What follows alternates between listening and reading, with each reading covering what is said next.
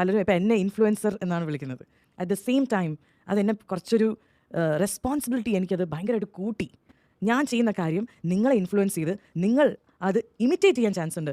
അതൊരു വലിയ റെസ്പോൺസിബിലിറ്റിയാണ്.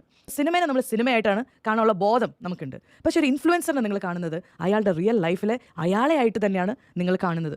അപ്പോൾ ഈ ഒരു ടൈമിൽ നമ്മൾക്ക് ഒരു റെസ്പോൺസിബിലിറ്റി ഉണ്ട്, which is we have to create a right kind of influence in your life. അതേ സമയത്ത് നിങ്ങൾക്കൊരു റെസ്പോൺസിബിലിറ്റി ഉണ്ട്. നിങ്ങളെ ആര് ഇൻഫ്ലുവൻസ് ചെയ്യണമെന്ന് ഡിസൈഡ് ചെയ്യുന്നതും നിങ്ങൾ തന്നെയാണ്. ഇപ്പം നിങ്ങളുടെ ഏരിയയിൽ ഒരു ലോക്കൽ ഗുണ്ടയുണ്ട്. ആ ലോക്കൽ ഗുണ്ട നിങ്ങളെ എങ്ങനെ ഇൻഫ്ലുവൻസ് ചെയ്യുന്നു? ആ ഗുണ്ട വരുമ്പോൾ പല ആൾക്കാരും എഴുന്നേറ്റ് നിൽക്കുന്നു. ആ ഗുണ്ടേനെ കാണുമ്പം കുറേ പേര് പേടിച്ചിട്ട് അയാളെ റെസ്പെക്റ്റ് ചെയ്യുന്നു എന്നൊക്കെ കണ്ടപ്പോൾ നിങ്ങൾ വിചാരിച്ചു, അപ്പോൾ ഗുണ്ടയായ റെസ്പെക്റ്റ് കിട്ടും. ഇതാണോ നിങ്ങൾക്ക് കിട്ടുന്ന ഇൻഫ്ലുവൻസ് എങ്കിൽ നിങ്ങൾ ആരാവും?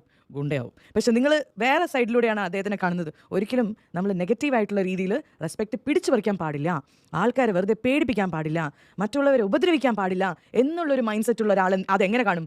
ഒരിക്കലും നമ്മൾ ഒരു ഗുണ്ടയാവരുത് എന്ന് വിചാരിക്കും. I am just giving A small example. So ആരാണ് നിങ്ങളെ ഇൻഫ്ലുവൻസ് ചെയ്യേണ്ടതെന്ന് നമ്മൾ എന്ത് ചെയ്യണം? നമ്മളുടെ കയ്യിലാണ് ആ കീ ഉള്ളത് എന്നാണ് പറയുന്നത്.